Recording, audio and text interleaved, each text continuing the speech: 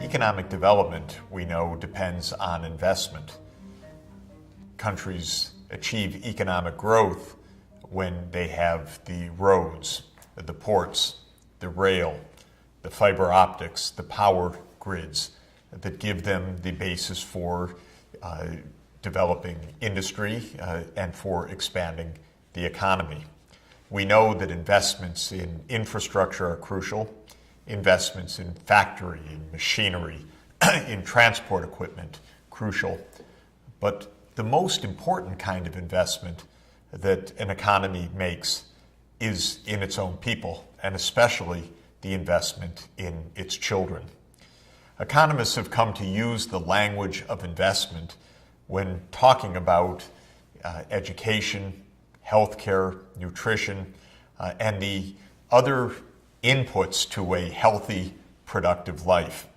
It's a bit of a strange language, the idea of human capital, because we talk about accumulating the capital of a person in the same way that we talk about society accumulating more paved roads or more kilometers of fiber for its communication system. But the idea of human capital has turned out to be a very, very useful and productive idea. It conveys one thing very important, and that is that the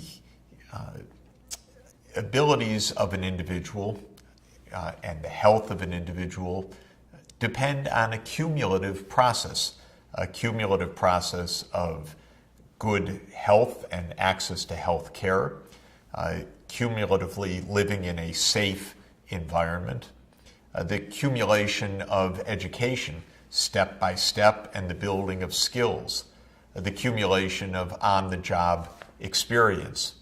And so the evidence is quite strong that as individuals accumulate more education, more on-the-job training, more work experience, their productivity in the labor force, as indicated, for example, most directly by earnings, also rise.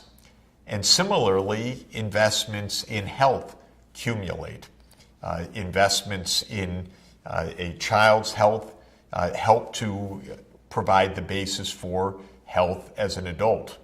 And indeed, in this process of accumulating human capital, certain periods of life are most crucial. Of course, staying alive, a safe childbirth, neonatal survival within the first few weeks of life are crucial.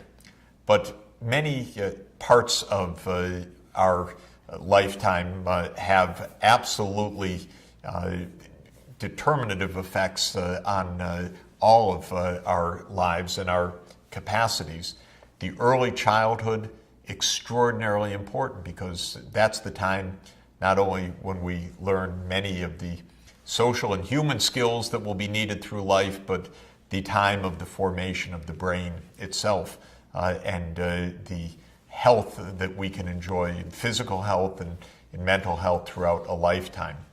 So the concept of human development includes two related ideas. One is the cumulative investments in human capital, in the health, the nutrition, and the skills of an individual through education, training, and experience.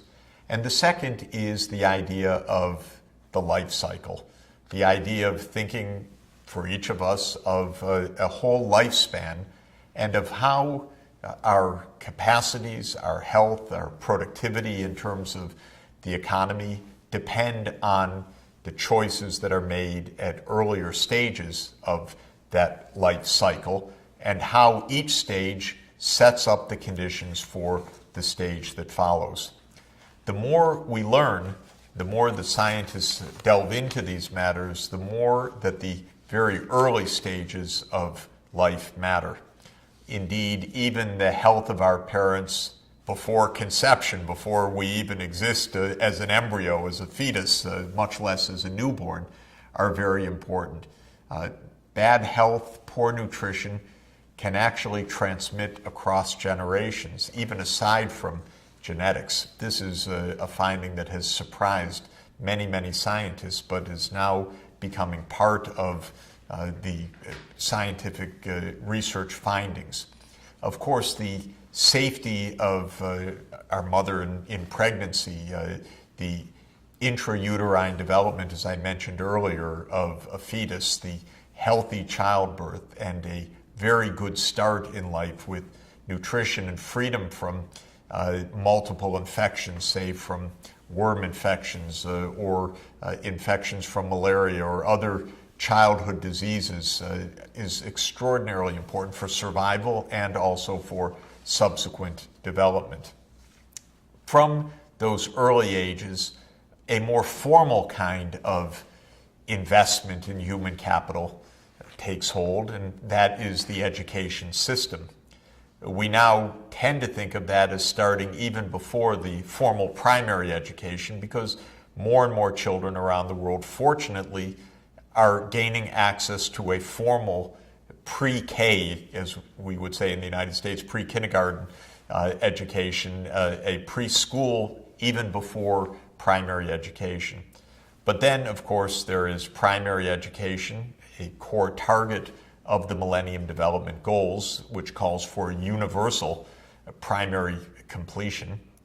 That is followed, presumably and desirably, by secondary education.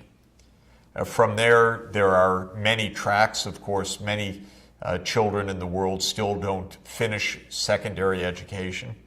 Those that do may go on to a kind of vocational training to learn particular skills, craftsman type skills. Others may go on to a 2-year degree, which in the United States we call an associate's degree, or may go on to a 4-year university degree, which we call a bachelor's degree in the United States. In other countries, it may be a 3-year degree. And then from there to further professional training or a PhD degree or other kinds of higher education. From there, it doesn't stop, because there is, of course, training for specific jobs, on-the-job training, and I hope for most of us adult learning, because we have a lot of learning to do all through our lives. This is the entire life cycle that we need to keep in mind in thinking about the role of our public institutions in health, and especially in education and training and job skills that are so essential for individual human development and for the success of an economy in achieving inclusive and sustained economic growth. We have seen some progress, and the big progress has come at least in raising to near universality the access to the primary education system.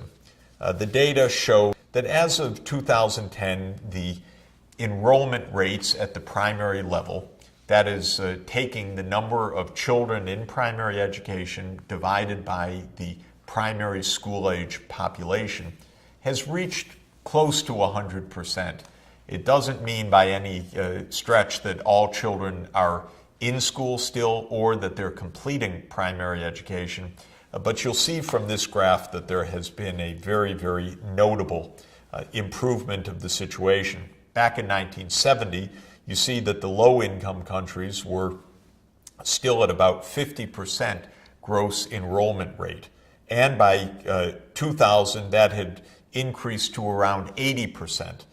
With the extra push of the Millennium Development Goals, that has increased to more than 100%. What does it mean to have an enrollment rate of greater than 100%? That's a special feature of this kind of measure. We're measuring the number of children of any age attending primary education divided by the population size of the primary school age group. And since some older kids are in primary school, maybe they started late or were held back, that can give a ratio of more than 100%. In any event, what this graph shows is that at least at the primary level, education has become nearly universal.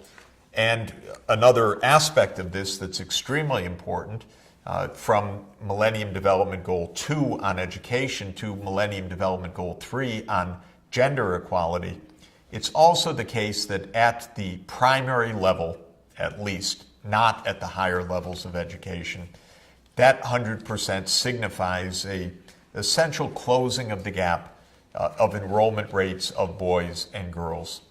Girls throughout the world at the primary school age are now, by and large, going to school. Of course, with important exceptions, still millions, tens of millions of kids not in school, often in conflict zones, preventing them from access to education. But have a look at how big the improvement has been in the gender equality. As recently as 1990, while probably around 90% plus of boys were enrolled at the primary level, for girls it was just 60%. As we can see, as of 2010, the gender gap has essentially closed. When we look across the life cycle, however, maybe it's at the primary level where the most important progress has been made, and in a life cycle perspective where we would like to see all societies investing at all ages in the human capital of their citizens, we see that we now have to branch out from the primary level earlier into the preschool ages and safe childbirth and safe pregnancy and even before, and then move forward to a more satisfactory situation at secondary school level, tertiary education, and beyond. Have a look at the map, for example, of secondary education. You can see that much of the world now has relatively high secondary school enrollments, but in tropical Africa and in parts of Asia, places where we know extreme poverty persists, we see that the secondary education levels remain absolutely insufficient. While the Millennium Development Goals focused on universal primary education, my hope is that the Sustainable Development Goals for the period 2015 to 2030 will focus on achieving universal secondary education, so that when we look at a world map like this one, we'll see a near uniformity of success in a near universal enrollment rate around the world. When we look at higher levels of education, the situation, of course, is even more disparate. The poorest countries in the world still have very, very low tertiary education levels, and this is becoming a major impediment to their economic progress.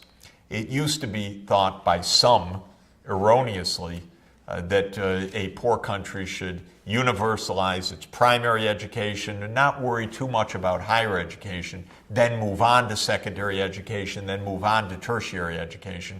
We now know how limited and naive that perspective is. Every economy at any level of development needs a significant presence of secondary and higher level institutions. The higher level institutions, if nothing else, are necessary to ensure that there are teachers that are qualified in the country. But of course, it's more than that, as I will emphasize. Tertiary institutions have an enormous role to play in many different aspects of sustainable development. And of course, secondary institutions, high schools, and the equivalent are extraordinarily important, not only for producing high school graduates, but also for producing that throughput of young people and talented youngsters who will go on to higher education. So the Millennium Development Goals has focused on one part of the life cycle, but now we have to branch out to the earlier years with the focus on early childhood development, and then absolutely with a tremendous focus branch out into the later years, secondary education, tertiary education, the extraordinarily challenging and crucial transition from schools to employment, an unsolved problem in many parts of the world.